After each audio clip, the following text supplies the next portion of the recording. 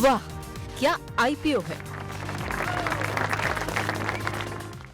Sir एक IPO जो कि खुला नहीं है, खुलने वाला है, उससे पहले ही टॉक ऑफ द टाउन बना हुआ है। इसके जो जीएमपी है, जो ग्रे मार्केट में एक्टिविटी है ना, बहुत उथल पुथल हो रही है इसके जीएमपी को लेकर। मैं बात कर रहा हूँ बीसीसीएल यानी कि भारत कोकिंग कोल की, जो कि परसों खुलेगा 9 तारीख को और अगले मंगलवार तक खुला रहेगा। 21 से 23 का प्राइस बैंड है। 46.5 करोड़ शेयर कोल इंडिया बेचने जा रही है ओएफएस के जरिए। 1071 करोड़ रुपए इनको मिलेंगे और पूरा ओएफएस है। 10% स्टेक कोल इंडिया ही अपना ऑफलोड यहाँ पे करती हुई नजर आएगी, क्योंकि कोल इंडिया की ही ये सब्सिडरी कंपनी है। 14 तारीख को अलॉटमेंट हो जाएगा, 16 तारीख यानी कि अगले शुक्रवार को इसकी लिस्टिंग होने वाली है। अब सर अभी जो ग्रे मार्केट प्रीमियम है ना, आज की डेट में बता रहा हूँ आपको, वो 11 रुपये का, यानी कि 23 रुपये वाला शेयर ये 34 रुपये के आसपास जाकर लिस्ट होगा, ऐसा ग्रे मार्केट एक्सपेक्ट करके देख रहा है। लेकिन ये जो ग्रे मार्केट है ना सर, जो ग्रे मार्केट प्रीमियम है फॉर दैट मैटर, ये बहुत ज़्यादा फ्लक्चुएट कर रहा है। आप देखिए 13 रुपये के आसपास से शुरुआत हुई थी, 3 तारीख को ही ग्रे मार्केट प्रीमियम दिखने लगा था इसका, और ये बढ़कर 16.25 रुपये तक पहुंचा, फिर 13.5 रुपये आया। कल शाम तक ये 11 रुपये 20 पैसे था, अभी ये 11 रुपये के आसपास पहुंच गया है। तो अगर एक बार दिखा सकें ये जो पूरा किस तरह से चेंज हुआ है सर, पूरा जीएमपी का हिसाब किताब, आपके हिसाब से सर जीएमपी भले ही फ्लक्चुएट कर रहा है, इसमें पैसा बनेगा, लगाना चाहिए पैसा? बिल्कुल लगाना चाहिए सर, बिल्कुल बनेगा। आईपीओ अप्लाई कीजिए, लिस्टिंग में मिलता है तो लिस्टिंग गेन पे बुक कीजिए और उसके बाद आईपीओ बेस बनने का वेट कीजिए। और लिस्टिंग गेन भी आई वुड बिलीव कि शायद ये 3-4-5 दिन स्ट्रेच करके थोड़ा सा और पैसा दे सकता है। तो आईपीओ लिस्ट होने के बाद लिस्टिंग लो का स्टॉप लॉस लगा के थोड़ा सा स्ट्रेच करना चाहिए कि अगर और मिल सके तो। ठीक है, ओके, परफेक्ट है। तो ज़रूर इसमें पैसा लगाना चाहिए और लिस्टिंग के बाद 2-4-5 दिन तक इसको होल्ड भी करना चाहिए, ताकि पूरा जो इसमें गेंस हैं वो आप ले सकें। तो एक्सटेंड हो सकते हैं गेंस। लिस्टिंग गेन के लिए पैसा लगाएं और थोड़ा सा 2-4-5 दिन क्या आप व्यू लेकर ज़रूर इसमें फोकस करें। अच्छा सर, कुछ स्टॉक्स हैं जिनके इस हफ्ते ना आईपीओ के लॉक इन खुल रहे हैं, 1 महीना या फिर 3 महीना के। उसमें आज की अगर हम बात करें ना, 7 जनवरी की अगर देखें, तो एक्स लिमिटेड, विद्या वायर्स, इनके कुछ छोटे ये लॉक इन है जो कि खुले हैं, और मीशो का और टाटा कैपिटल का सर बड़ा आज आईपीओ लॉक इन है जो कि खुला है। मैं शेयरों के प्राइस या फिर कीमत के हिसाब से देखूँ ना, जो टोटल वैल्यू है, जो अनलॉक हुए हैं शेयर, मीशो के कुछ 2000 करोड़ रुपए के शेयर हैं। और ये स्टॉक एक बार दिखाइए आपको, 5% का सुबह मैंने देखा था, सर्किट लगा हुआ था नीचे का। टाटा कैपिटल में भी ऑलमोस्ट 2600 करोड़ रुपए के आसपास के शेयर हैं जो कि रिलीज हुए हैं, बाजार में ट्रेडिंग के लिए आए हैं, बिकने के लिए आए हैं, हम ये नहीं कह रहे हैं, रिलीज हो गए हैं। तो जो चाहे, अब जो निवेशक हैं जिनके पास ये शेयर थे, ओपन हो गए हैं, तो वो अपना फैसला ले सकते हैं। होल्ड करना वो भी उनकी मर्जी है। लेकिन मीशो में सर इसका इम्पैक्ट ज़रूर दिख रहा है। मीशो में आज लगा हुआ है 5% का लोअर सर्किट। क्या करें सर, ये मीशो में जिन्होंने ये पूरी रैली मिस की है, 7 दिन में ही ये 2 गुना से ज़्यादा हो गया था, क्या ये एंटर करने का मौका है, या और ये नीचे की तरफ है डाउनसाइड का कुछ अभी गुंजाइश? सर देखिए, मीशो में 1 2 3 4 5 6 7वें दिन जाके आईपीओ मतलब जो लो टूटा, मतलब जिसको हम कहते हैं ट्रेलिंग स्टॉप लॉस लॉन्ग्स का, 206 रुपए पे टूटा। 177 और 162 दो टारगेट खुले थे, तो 177 आ चुका है, 162 तक आ सकता है। मोस्ट लाइकली अगर 162 नहीं प्रोटेक्ट हुआ तो ऑल टाइम लो 153 तक नीचे ये स्टॉक आ सकता है। दूसरा स्टॉक आपने जिसकी बात की, टाटा कैपिटल, ये हमने डिस्कस किया था 23 दिसंबर को कि आईपीओ बेस ब्रेकआउट आया है 336 पे, पुल बैक लेके 5 दिन 6 दिन, फिर 31 दिसंबर पे वापस फ्रेश ब्रेकआउट आया था 336 पे, वहां से हाई बना है 363 रुपए। इसमें स्टॉप लॉस मॉडिफाई करना चाहिए 350 रुपए का। 350 के मॉडिफाई स्टॉप लॉस से जब तक मोमेंटम है प्ले करना चाहिए।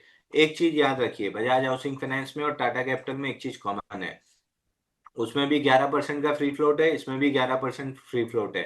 वो 90,000 करोड़ के आसपास है, 1.5 लाख करोड़ के आसपास है। तो अगर मैं 1.5 लाख करोड़ पे भी 1.5 लाख करोड़ पे भी 14% जोड़ू, 21,000 करोड़ का माल बिकने आएगा अगले, अभी तो लिस्टिंग को 1 ही महीना 2 महीना हुआ है, अगले 2 ढाई साल, मेरे ख्याल से 2 या 3 साल की जो विंडो है कि आपको 25% फ्री फ्लोट करना है, तो ये 25% में 11% फ्री फ्लोट है, 14% माल बिकने आएगा। तो किसी भी दिन खबर आएगी कि ब्लॉक डील से माल बिक रहा है 5-10% डिस्काउंट में, वो रिस्क हमेशा स्टॉक में बनी रहेगी। बाकी उस रिस्क के साथ जब तक मोमेंटम है इसको प्ले करना चाहिए। मोमेंटम फिजल आउट होगा 350 के नीचे, तो 350 का स्टॉप लॉस ले लीजिए, मोमेंटम को चलने दीजिए।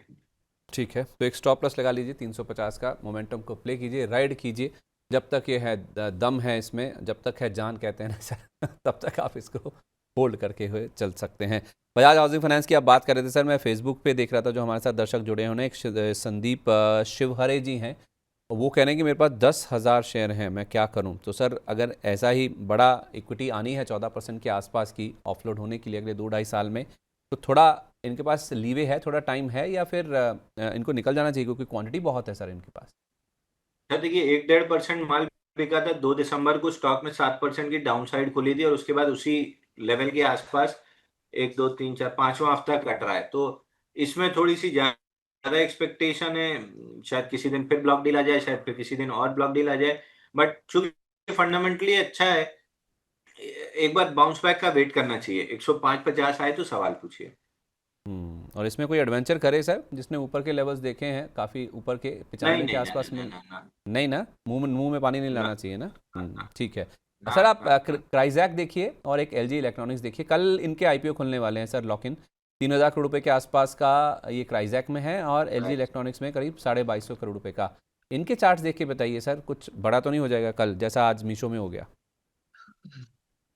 सर देखिए क्राइजैक में आईपीओ का लो जो है वो स्वीप करने की कोशिश हो रही है 275 पे मल्टीपल हाँ। वीक्स, बट बाउंस बैक बहुत बहुत वीक है। बाउंस बैक को स्ट्रेंथ गेन करने के लिए भी 298 निकलना पड़ेगा। तो अगर 298 निकला तो कुछ बाइंग अटेम्प्ट कर सकते हैं 347 के लिए। बाकी मैं स्टॉक को अवॉइड लिस्ट में रखूंगा। इलेक्ट्रॉनिक्स? सर आपकी आवाज स्लो आ रही शुरू में। LG LG electronics sir. LG India, LG LG electronic India. Sir ये तो आईपीओ के चौथे दिन जब इसने आईपीओ का लो तोड़ा था 1650, तब से हम नेगेटिव बैठे हैं 1100 रुपए के लिए। तो 1100 ही मान के चल रहे हैं कि आएगा।